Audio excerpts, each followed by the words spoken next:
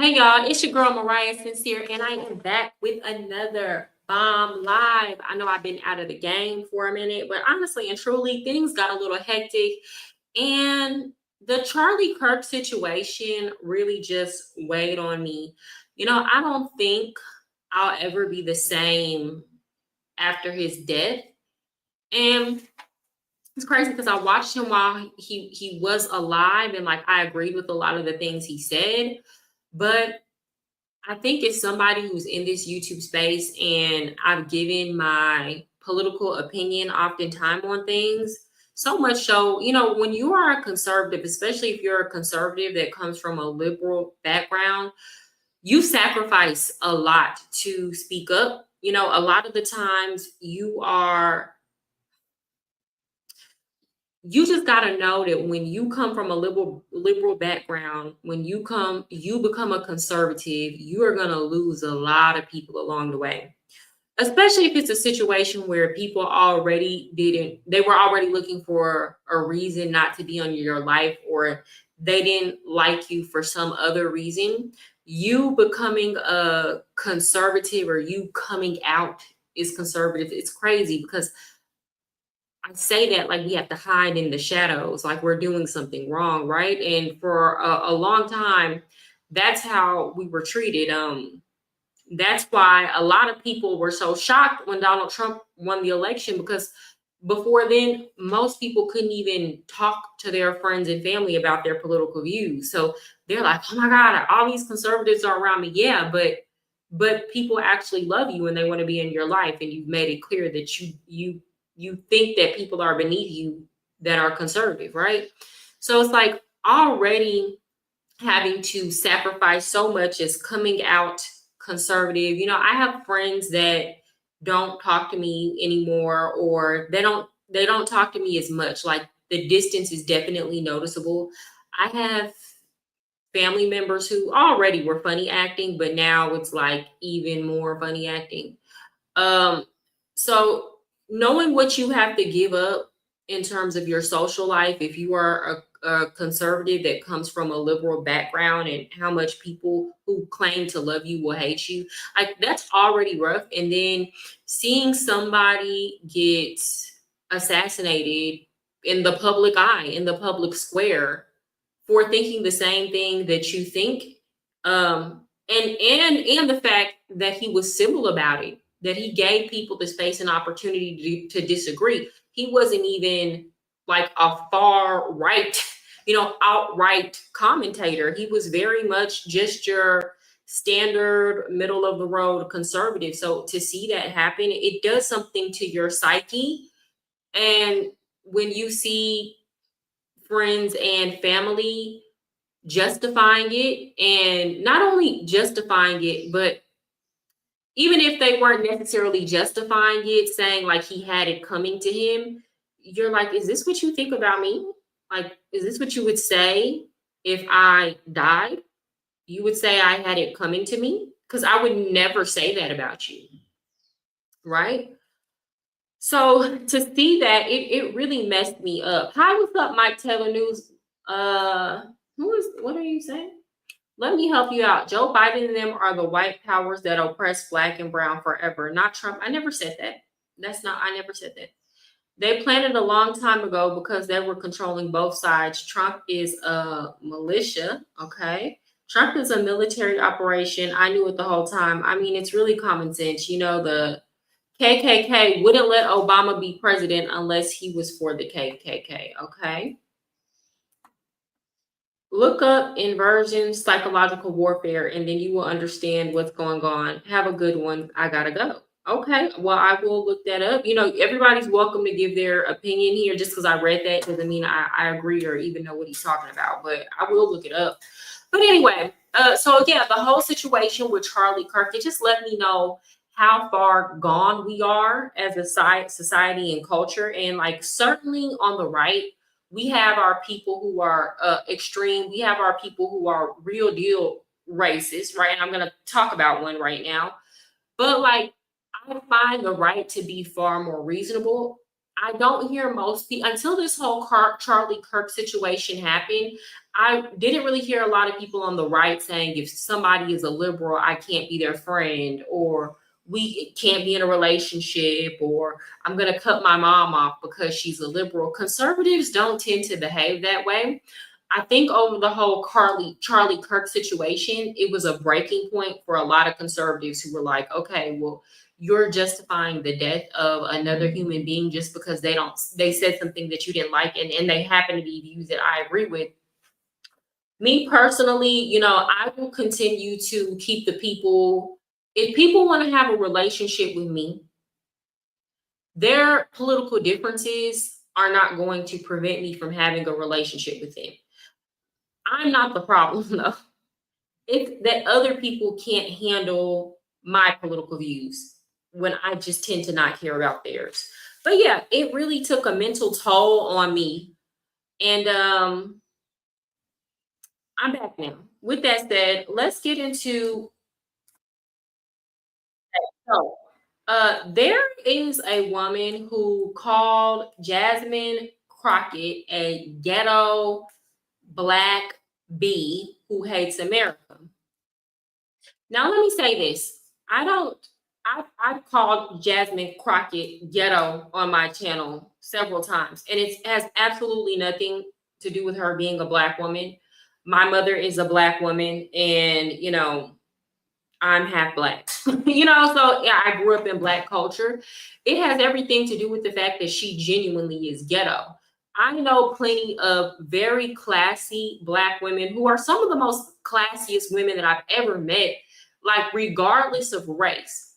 In terms of class, no other woman of any other race is touching them. I have met some extremely classy, educated, well spoken, respectful black women who would never carry themselves the way that Jasmine Crockett carries herself.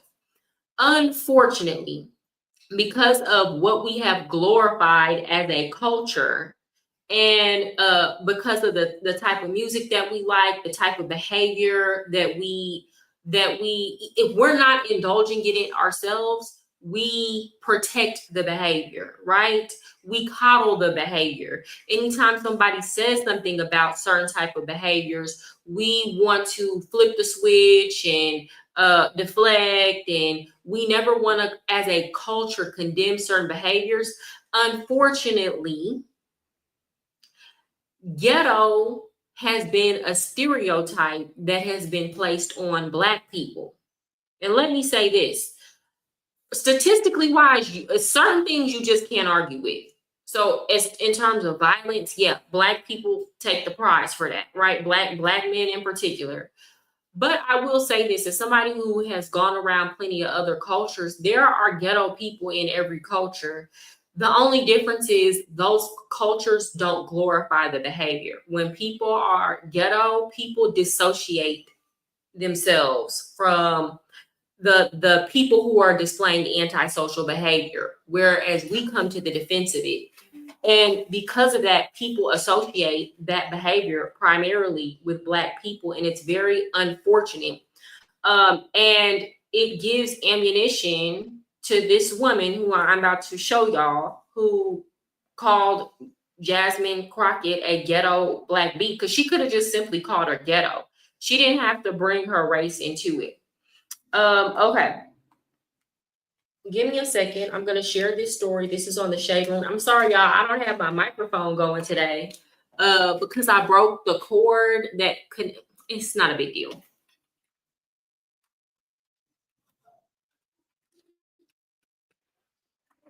All right. If you're just now coming in, hit the like button. If you're catching the replay on this, please hit the like button. Let me make sure my audio is right. Okay.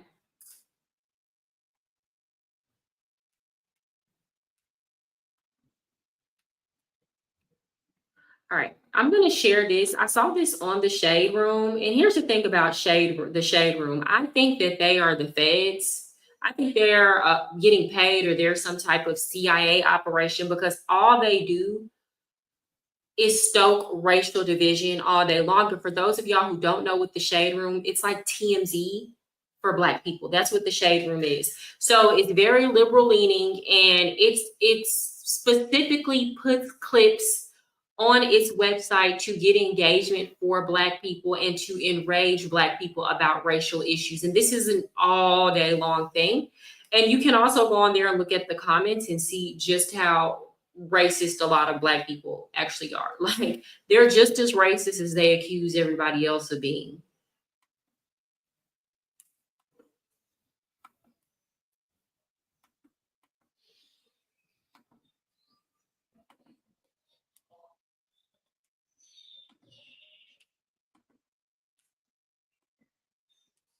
Okay, let me make sure y'all can see this. All right, here we go.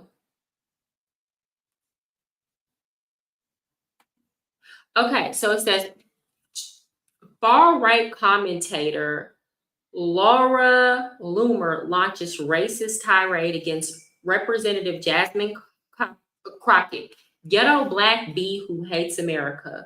So it's captioned, a far-right commentator and failed congressional candidate lashed out at Representative Jasmine Crockett after the Congresswoman said on CNN that it hurts her heart only 2 white lawmakers opposed honoring Charlie Kirk. Loomer responded with racist insults, calling Crockett ghetto and claiming Congress has Black bees who hate America. Inexcusable violence. And it just looks like she wants to be one of these, when I say she, I'm talking about Jasmine Crockett. She wants to be like this, I don't know, like this caricature, right? Like this ghetto boothang, like, hey, look at me, I'm some gangsta Black bitch, and you know, I'm about to pop a cap in yo ass, and you know, we're gonna fight the white man and the patriarchy, and I'm about to go get my hair did, and you know, look at my nails. Like, I mean, she's not lying. She's not lying though. She didn't have to bring up the Black part, but that is, Jasmine Crockett does try to be down. She does try to portray herself as somebody who is like a down Black sister, a part of the culture, fighting the white man. She tries to portray herself as somebody who is oppressed and no struggle. And she very much came from a middle class background. And I've said this before and I'll say it again. It's the middle class Blacks are the worst when it comes to this, honestly and truly. And I'm saying this as a Black person who came up in extreme poverty. And, you know, most Black people that I meet, I had a harder life than them, right? And I'm not saying that because I feel sorry for myself. Like, it's objectively true. Like, I rarely meet, are there Black people who have had a harder life than me? Yes. I'm saying the things that I went through are so bad, it's difficult to come across somebody who had a harder life than me, right? And I've talked about my story before. I don't meet many Black people who were poorer than me, right? I was extremely poor, you know, in and out of homeless shelters poor when I was a kid, right? And the vast majority of Black people have never even lived in a homeless shelter. So she tries to portray herself as somebody who has been oppressed in this country when she's had every single opportunity. And I think that she feels like she needs that. She is a caricature. But the thing is, it works. You can't even be mad at her because it works. The more she puts on and the more that she, you know, Black people call it tap dancing, the more she tap dances for their approval, the more support she gets. It is what it is. So it's working for her. The only problem is, due to the redistricting in Texas, I'm not sure that's going to mean much come 2026. She just talks like filth, you know. She just doesn't know how to speak proper English. And I know that she actually does know how to speak proper English, because there are people who have actually done side-by-side videos of when she ran for Congress originally. And she was like, yes, hi, my name is Jasmine Crockett. I grew up Catholic, and I grew up in a Black family. And, you know, she's like talking like, I think here's the thing, because again, I've lived in Jasmine Crockett's district. I lived in her district when she ran. The thing about the Black people in that district, the majority of them are, you know, yeah, you have some in poverty, but then it includes areas like DeSoto and Lancaster. And these are college educated, upper middle class Black people. It just is what it is. And a lot of them, though, are a generation out of poverty. I don't think that she could have won on that personality. I don't, no, absolutely not. But it's keeping her in Congress because now she's garnered national attention. But if she would have came out from the jump being ghetto in that district, she would not have been sent to Congress. Now she does have a lot of support in that district, and part of the reason is because Trump is back in office, and she's seen as somebody who is resisting Donald Trump. But if I think if people did not suffer from Trump derangement syndrome, they would not be voting her into office in that district. Because again, a Texas liberal is way different than a California liberal. Like normal, trying to speak like a normal person as opposed to speaking Ebonics and like this, look, it's inexcusable violence. And it just looks like she wants to be one of these, when I say she, I'm talking about Jasmine Crockett. She wants to be like this. You know what? One of the things I do want. Okay, so I didn't hear her say in that she's a ghetto black bee who hates America. She says she's trying to portray herself as a ghetto black woman. I'm gonna wait for it. Okay. Now, this was in response to point out that's not been laid out that honestly hurts my heart is when I saw the no votes, there were only 2 Caucasians. For the most part, the only people that voted no were people of color because the rhetoric that Charlie Kirk continuously put out there was rhetoric that specifically targeted people of color. And so, you know what? Here's the thing, Jasmine Crockett. I can't stand people like this. Now, Jasmine Crockett comes from a middle-class home. She went to a very good high school. She was able to go to college, right? And I'm going to give her, I don't know how she came about those opportunities, but what I will say is for her to have accomplished so much, regardless of whether or not we think that she's ghetto, the fact of the matter is she still put in the work. Period. She still put in the work. And what I can't stand about these type of black people is that they never have a message of, if you work hard, there's opportunity. And Charlie Kirk was saying that. I went through several of Charlie Kirk's videos on my channels. Yeah, he directed a lot of messages at black people, but all the messaging was quit focusing so much on racism and focus on playing your part.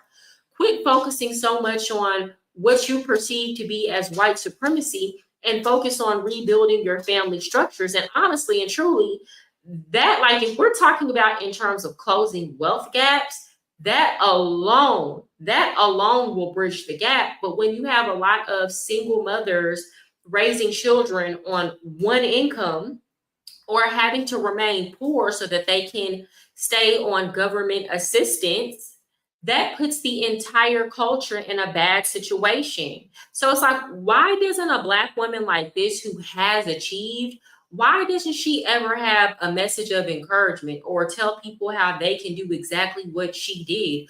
Why is it always white people this, oppression this? Why is it always we're so mad and concerned about something white people said? I wish I would have saved that video. I saw a video where Jasmine Crockett was admitting that black people are conservative, right? She said this. Most black people do have conservative views, especially when you talk about older black people. The only thing that keeps them voting Democrat is because you have to vote against racist white people. That's it. Other than that, we don't agree with Democrats or liberals on much.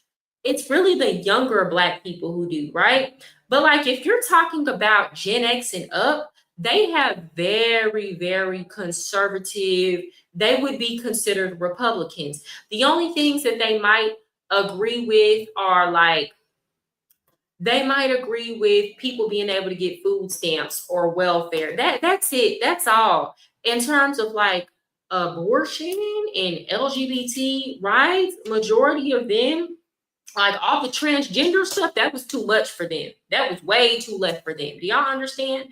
So, you have people like Jasmine Crockett, though, who make everything about race. And instead of her encouraging our people to do the right thing and vote for what makes more sense for our values, we have to essentially vote against an enemy. So it's like we should be voting in our interest in terms of where our views are aligned. We just need to go vote against white people, right? This is the message that people like Jasmine Crockett give to Black people. And I think it's very irresponsible, especially seeing as though that she is a Black woman who has found success in the United States Congress.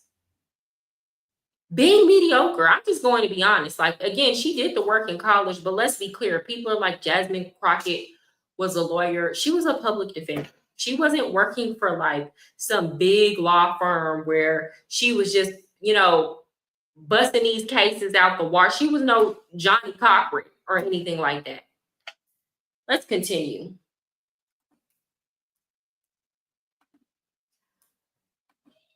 It is unfortunate that even our colleagues could not see how harmful his rhetoric was, specifically to us. And you know what? One of the things I do want to point because it wasn't harmful, Jasmine. And here's the thing about liberals. They always get hurt and pissed and upset when people don't perceive things the way that they do. And there is plenty of evidence. They have to chop and clip and cut off pieces of conversation that Charlie Kirk had to make their point. Rarely do they actually show something in complete context. And again, this is all to stir up emotion in Black people, when honestly and truly, Charlie Kirk didn't say anything that I've never heard another Black person say. It's just some Black people get upset when our business is put on blast, right? Or when they feel like, oh, well, now the whole world can see it because this person of another race is saying it. And it's like, no, boo, people been seeing it. Like, nobody would have to say anything. People could go the next 20 years and never mention Black people. And it doesn't negate the fact that people still see the behavior and where our values lie as a culture. So people notice. We can stop trying to pretend that it's a secret. I saw Joy Reid. She was like, Charlie Kirk, he didn't need to speak on what we had going on in the Black community. That's something that we need to work out amongst ourselves. And it's like, well, Joy Reid, when are we going to talk about it? Because we're not working on it. We're not working on it. So what do you mean that's something we can work out amongst ourselves? We've been talking about the same issues for years now. I remember these conversations about our cultural issues happening when I was a child. And every time somebody actually tries to bring it up and offer solutions, Black people, even amongst ourselves, get upset, get agitated, and start making excuses. So not only do you not want Charlie Kirk and white people or people of other races to bring up the issues, you don't even want people of your own race to bring up the issue. So it's never getting fixed. It's never getting fixed. It just is what it is. point out that's not been laid out that honestly hurts my heart. Okay. So here is what Laura Loomer put out. It hurts my heart that we have a ghetto Black bees who, because this is plural. She didn't just say a ghetto Black bee. She put an ES at the end. So are you only talking about Jasmine Crockett? Who are you including in that itches who hate America serving in Congress? Now, she was wrong for that. Absolutely. Absolutely wrong for that. And see, that's the kind of stuff who, first of all, let me say this. I believe that the vast majority of people who are Republican are not racist. Do racists certainly exist in the Republican Party? Absolutely. Racists exist in mass on the Democrat side too. Like they're super focused on race. So it's like you can find racists on both sides. And I feel the need to condemn that type of rhetoric, because she could have called Jasmine Crockett ghetto, because she is. It has absolutely nothing to do with the fact that she's a Black woman. She could have called Jasmine Crockett ghetto without bringing up her race, and then also without seeming like she's addressing multiple women in Congress. Because honestly and truly, I don't agree with like Maxine Waters and Ilhan Omar, but I wouldn't call them ghetto. I wouldn't call them ghetto, not at all. Like, this is an issue specific to Jasmine Crockett. Okay. I wouldn't call them, I would say I disagree with them. I don't like their antics. I don't like the things that they say. But Ghetto, no, she's the only congresswoman who behaves like that in all racial categories. And the right needs to check this. And this is the kind of stuff, like when this gets put on the Shade Room or publications of people from minority culture, they look at conservatives, Black conservatives like myself, and be like, see, y'all are coons, or y'all are doing the dirty work of this, y'all are doing the dirty work of racist white people. When again, the majority of conservatives are not racist, but you do have people like this who do think like this on the right. It's absolutely true. I wonder too, how much of this is female competition? That's another thing, because, and I've noticed this, me being somebody who is more racially ambiguous, people kind of have to guess. You know, if y'all are just not coming in, please hit the like button. Let me try to refresh my comments. People kind of have to guess what race I am. And, you know, depending on what language I'm speaking, what I'm wearing, where I'm at. You know, if I speak English, people know that I have some Black in my background, but people never really just know for sure, you know? So being somebody who's racially ambiguous and has been able to blend in a multitude of environments, I've heard racism from everybody. And everybody, okay? I'm not saying all people are racist. I'm saying I've heard people in every racial category say something racist. And if it's a situation where they think that I'm a part of their racial group, then they will, you know, they feel more comfortable. And it's been Black people, it's been Latino people, I've heard Asian people, I've heard so many things, right? And that's why I don't really buy into this narrative of victimhood from African Americans, because I know how racist they can be too. You know, as much as they like to talk about the conversations that they assume white people are having in public, in private, a lot of it is projection for the conversations that they have in private, right? With that said, what I'm getting from this Laura Loomer, you have to understand how female competition works. A lot of the times you will have women from other racial groups not like Black women because they had a boyfriend that dated a Black woman before or cheated on them. Like, honestly and truly, this is true. I know this has nothing to do with politics, but you would be surprised how many women don't like Black women, and it's simply because of female competition. No, I'm not saying all men want Black women or Black women can take all these women's men.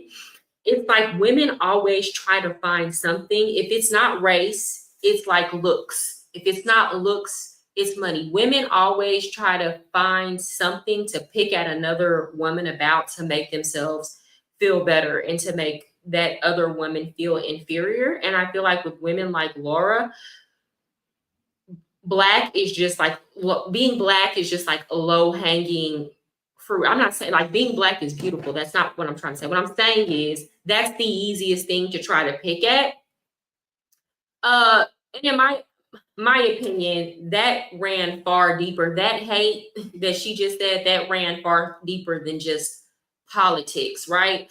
These are the type of women I've seen them like be very rude. I remember I used to work with some Black girls, and whenever they would get upset with a Black girl who was trying to help them, like genuinely not being mean, would call them a Black bee or get upset. And you never really hear men of other groups do that to Black women, to be honest. You know, they might say, oh, she's acting ghetto, but I rarely hear a man of another race make it a point to try to insult a Black woman because she is Black. Does that make sense?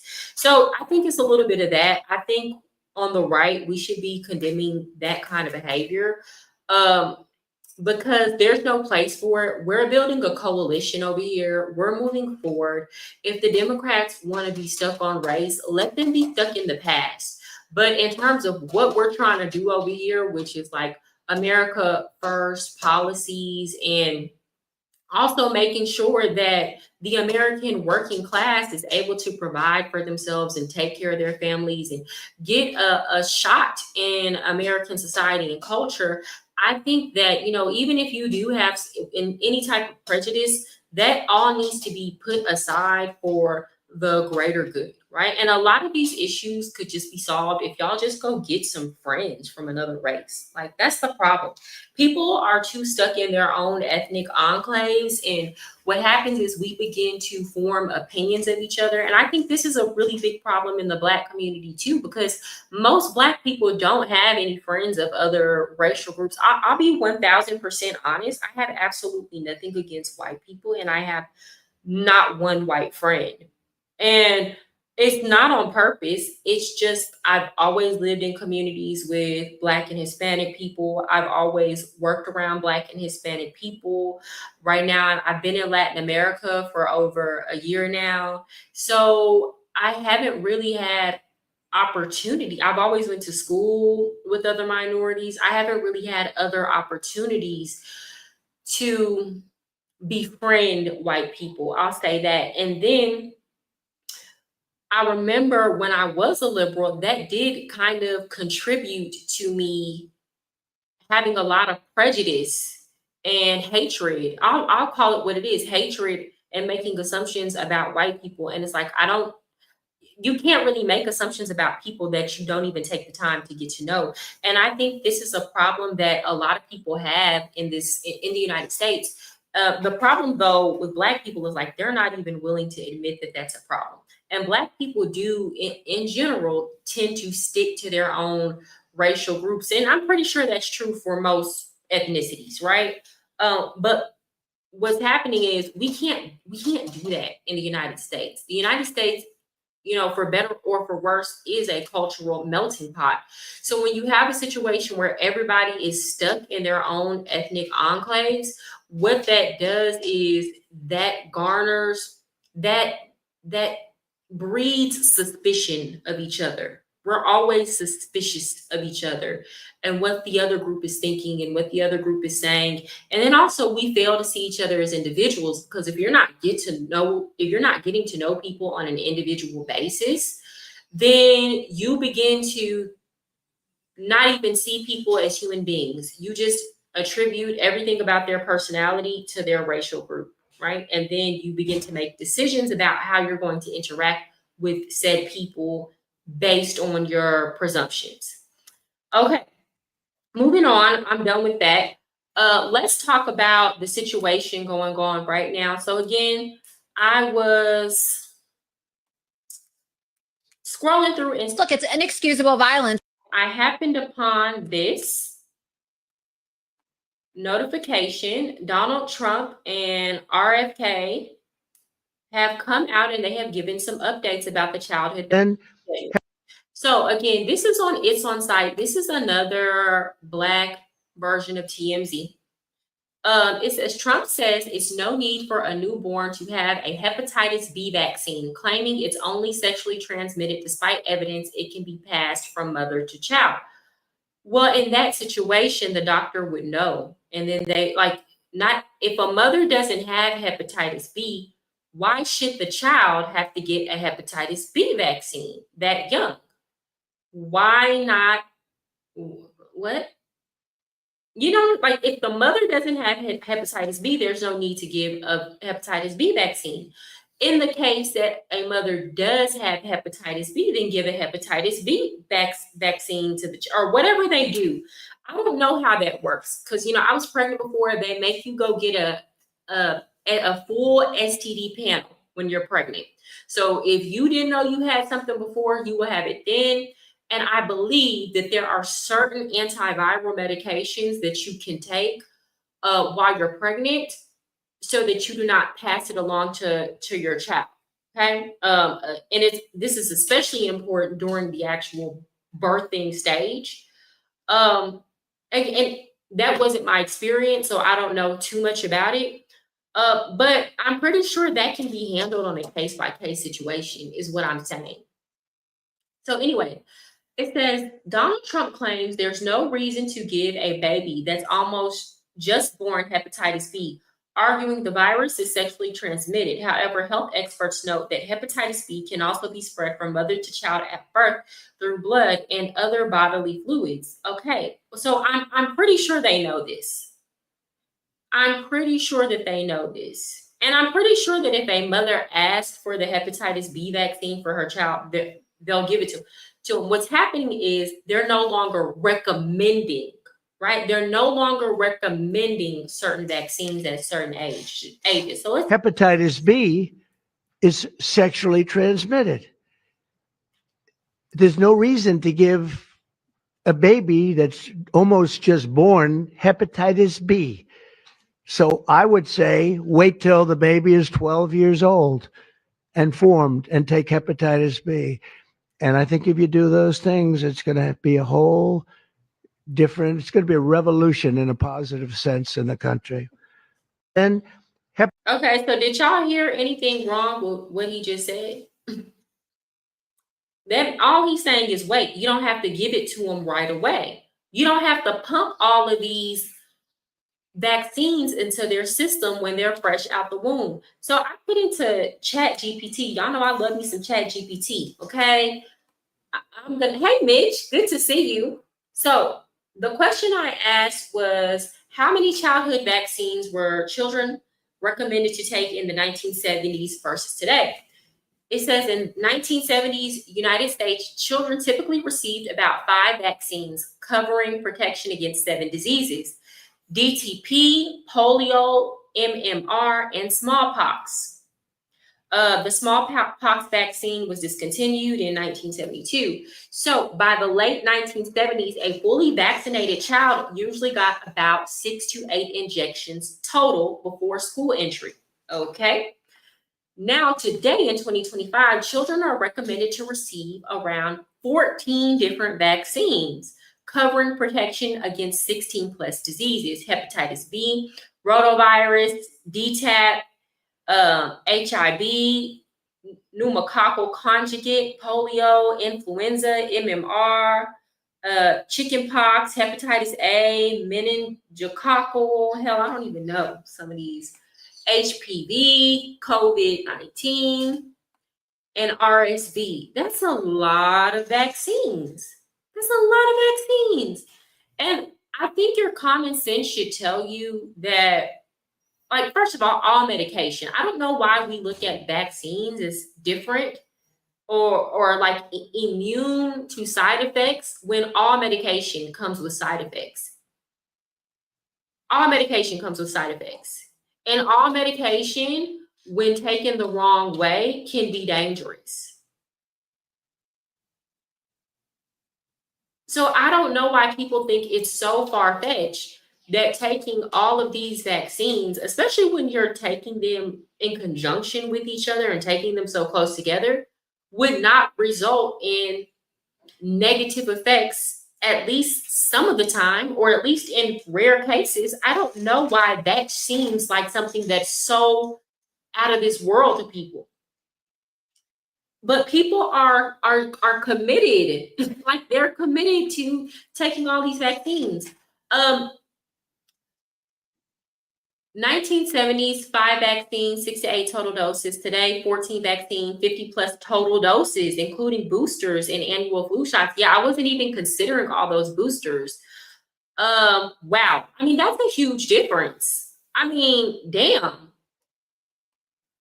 Mitch says, I was a baby in 61, so not many vaccines. Yeah. And a lot of people are like, well, y'all got all those vaccines and you're fine. Are we really?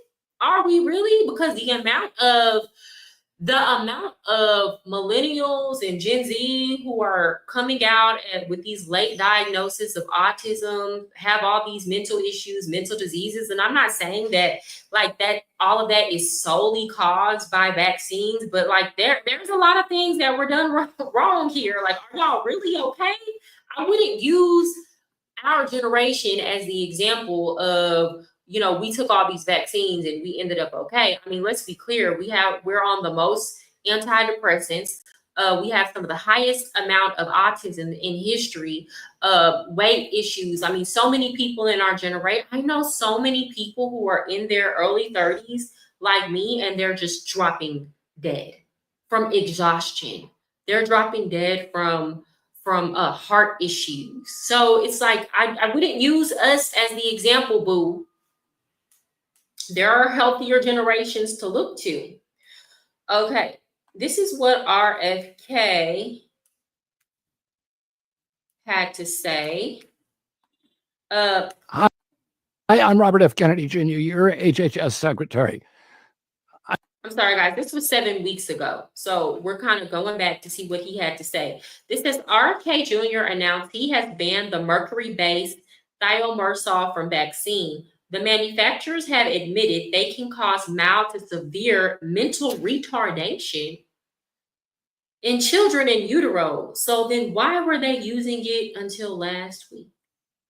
Oh, hell. I'm happy to report that last week we closed the final chapter in the long history of thimerosal in the United States.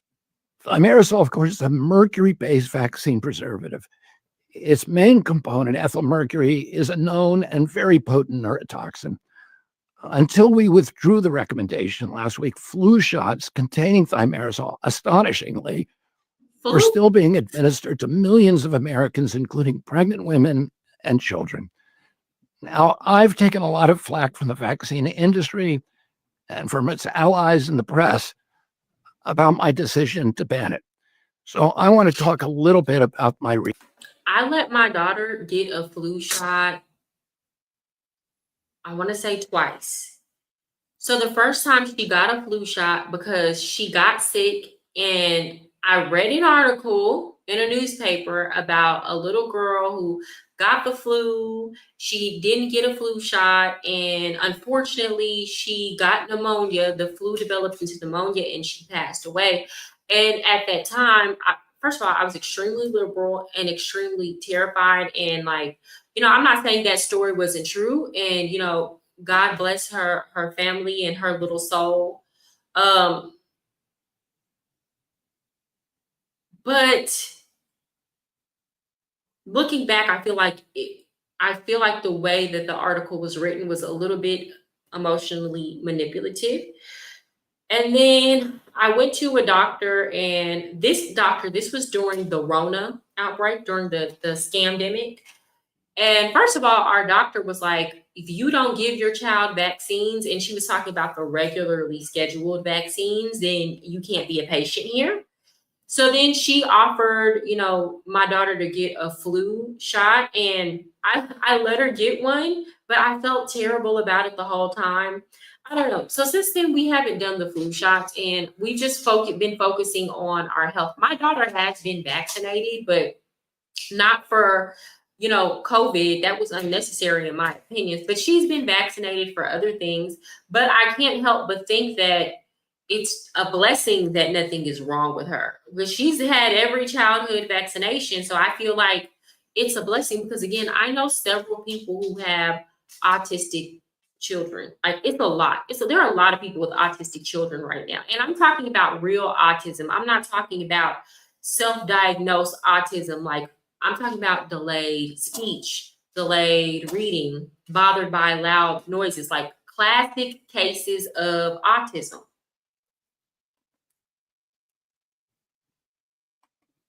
Hi, Mira Chan. Something's not right. I have son with Asperger's and autistic grandson. Yeah, it used to not be that common. And, millennials or people in our generation like to say, oh, it's because, people weren't diagnosing it, but it's underdiagnosed. And I'm like, no, I honestly and truly don't believe that it's due to an underdiagnosis, right? I think that what I'm seeing is an increase in autism.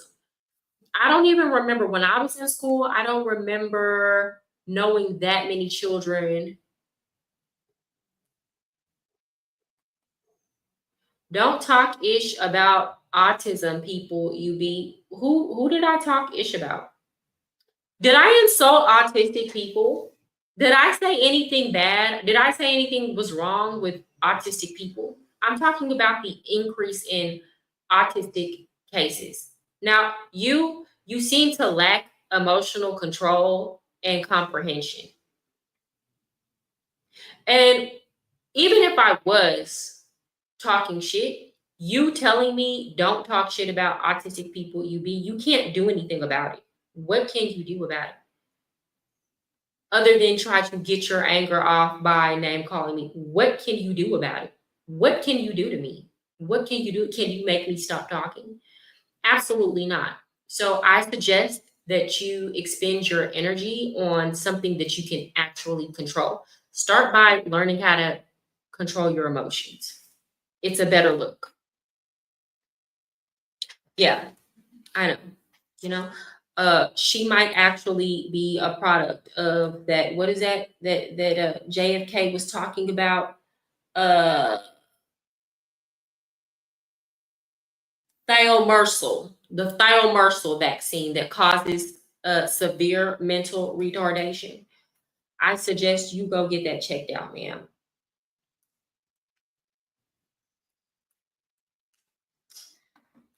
Reasons.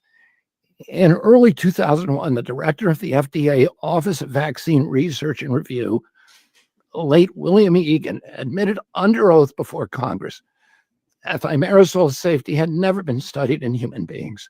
Further, CDC has no existing guidelines for safe exposures to ethyl mercury. It is therefore inexcusable that these agencies allowed neurotoxic mercury to be injected into Americans for so long. A quick search of the National Library of Medicine's PubMed and PubChem websites, and that's thousands of studies on search terms such as mercury neurotoxicity, mercury in development, and mercury in the brain. Hundreds of them identify thimerosal as a potent neurotoxin, a carcinogen, a mutagen, and an endocrine disruptor. Let's put all that peer-reviewed science aside and just look at what the government itself and the vaccine industry say about thimerosal.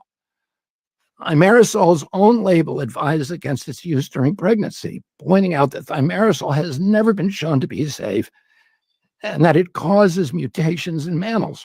Thimerasol's material safety I think about things like this. If you can't use a vaccine during pregnancy, or you can't use a chemical in a vaccine during pregnancy, how much more different is a child that's in utero that is like 29 weeks, 30 weeks? How much more different is that child from a newborn baby?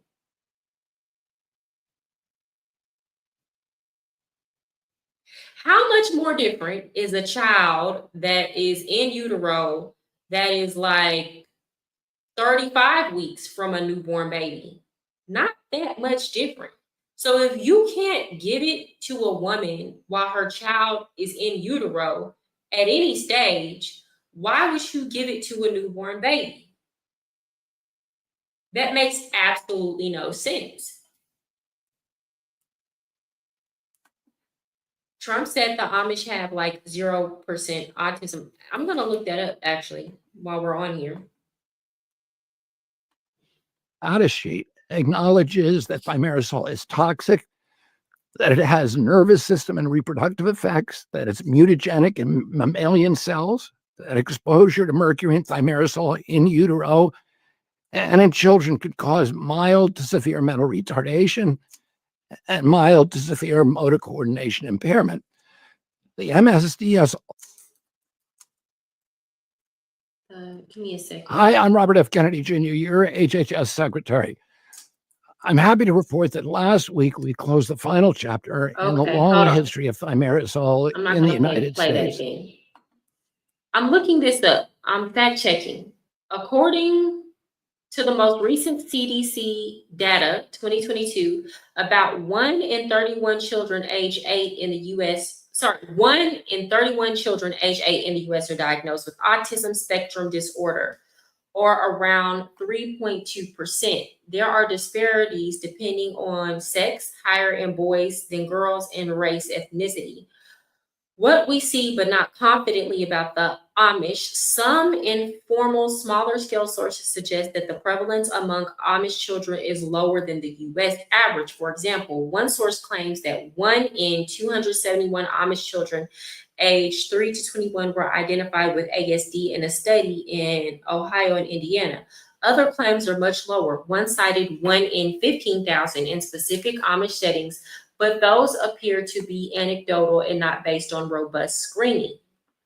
So it's saying that it's uncertain. So it's like the most general studies are showing it's 1 in 15,000. And then the more conservative studies are saying that it's 1 in 271. But even then, let's go with the lowest. Like, let's go, I'm sorry, guys, with the most conservative study. Let's say that it's 1 in 271 Amish children that have autism. When you compare that to 1 in 31 in the United States, that is a stark difference. It's huge. And we all know, whether it's from the food that they're eating or their vaccination policies that they have going on, that it has to be with the difference in how they're living versus how we're living, point blank, period. They tend to not be as fat as we are. So they don't deal with a lot of the same health issues. So we could learn a thing or two. And people are so Trump deranged that there's no room for nuance on this, because I've never heard RFK say that we should ban all vaccines. He's never said that. In fact, he's advocated for certain vaccines.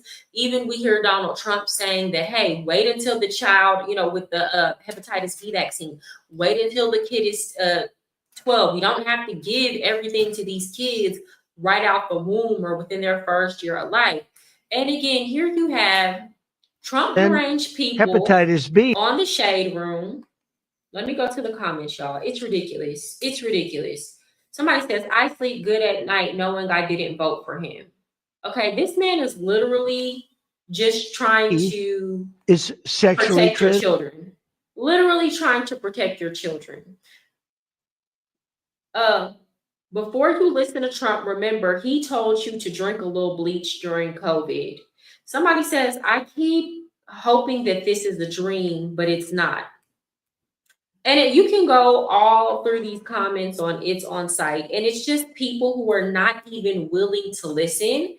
It's like these people don't even know that, like, you'll have people who never went to medical school a day in their life, and they're constantly talking shit about RFK. They're constantly talking shit about Rand Paul. And it's like, these are actual doctors. Like, these are real doctors. And not just that, there were a lot of doctors who came out and who were silenced or lost their job during COVID because they came out and were speaking up against all these vaccinations, or they came out and spoke up against the COVID vaccine, or they did experimental drugs. Like, they used things like ivermectin and things like that on their patient. I remember a doctor in Houston, Texas got relieved from her duties at her hospital because she was experimenting with ivermectin, all for us to find out that the way they were initially handling COVID was all wrong, right? And that ivermectin is effective if you give it to somebody within the early stages of having COVID. It just is what it is. Remember, they tried to paint it like there are the same people that comment on the Shade Room and It's On Site are the same people who still think that ivermectin is solely used for the purpose of a horse tranquilizer. Like, even though it's not, even though you as a human being can go to the doctor and get it prescribed to you. Huge difference. Trump loves America. Yeah. And I certainly have my criticisms of the way that he's handled certain situations, like the Epstein files. Y'all know I've given my theory on that. But I've said it before, and I'll say it again. I'll continue to say it. I think that Americans are much better off than what they would have been in the hands of Kamala Harris. And some sources have came out, like right now it's being investigated, the extent to which she had say in that administration, because Joe Biden has severe dementia. So, like, honestly and truly, this could have been a situation where she was the president for all 4 years. We don't know. We don't know. Okay. So again, they're trying to paint this narrative like a lot of Trump supporters or people who voted for Donald Trump are regretting their decision. And all one need do is just sit back and think about where the country went the last 4 years and where we would have continued to go and the devastating consequences of that. And if you have like even the slightest regret, that instantly goes away. Instantly goes away. So, you know, I'm here for this. This is why a lot of people voted for Donald Trump, because he was bringing RFK in, and RFK is doing a lot of what he said he would do to the best of his abilities. And you know, this is what we voted for. You know, well, I didn't vote, and I wasn't in the country, but I supported it. I supported it. But this is what a lot of people voted for, and this is what they're getting. And you know, I know that liberals aren't used to seeing people actually make good on their promises. They're not used to seeing politicians actually do what they say that they're going to do. What they are used to politicians doing is making false promises that they have absolutely no intention of keeping, and then getting in office and blaming the other party as to why they can't make it happen. And they might get something done on like one issue, but even that's watered down. So, you know, let this be an example to the liberals of what real big steppers look like. You know, has Trump kept every single promise? No, he has. I mean, in terms of like the Epstein files, he absolutely dropped the ball on that, right? Cash Patel's dropped the ball. They've dropped the ball on that. But I've given my theories on that. I think that more is at risk. I think their lives are on the line if they really come out with the real info, right? So you know, with that said, I don't know, because here's the thing: if Kamala Harris would have been in office, this wouldn't have even been a conversation. She probably would have told them, "Don't ask me about the Epstein files." Okay, and it certainly wasn't a question that was posed to the Joe Biden administration. So this is kind of like, you know, we all knew it was a long shot. We all knew it was a long shot. With that said, y'all let me know what y'all think in the comments. How do y'all feel about what Laura Loomer said about Jasmine Crockett? Do you think that the right has a responsibility to call out when we see people being blatantly racist? And when I say blatantly racist, I don't mean giving constructive criticism or making observation. This woman literally said this. Let me pull it up. Okay, this is what they try to accuse Charlie Kirk of being. It hurts my heart that we have ghetto black BITCHs. So she multiple. So she not just referring to Jasmine Crockett, who hate America serving in Congress. Again, I feel like she could have just called her. It hates my heart that we have this ghetto woman who hates America serving in Congress. The fact that she brought her race into it made it racial. Like now, it made it seem like, and then you made it plural. It seems like this is the way you feel about Black women, girl. You know, and if we're gonna have a coalition on this side, there needs to be some respect. There needs to be some respect. That's all I'm saying. With that said, it's been fun. I have to take my daughter to the park, and then I have to go to the gym. I have other things I got to do today. But thank y'all. Thank you, Mitch. Even thank you, Mira, for tuning in, baby. Getting my engagement up. You know, I needed it today. Not too many people tuned in. So y'all make sure y'all hit the like button and share my content if you care. I will chop these videos up, and if you can catch it on the replay. All right. Y'all have a good evening. See y'all next time.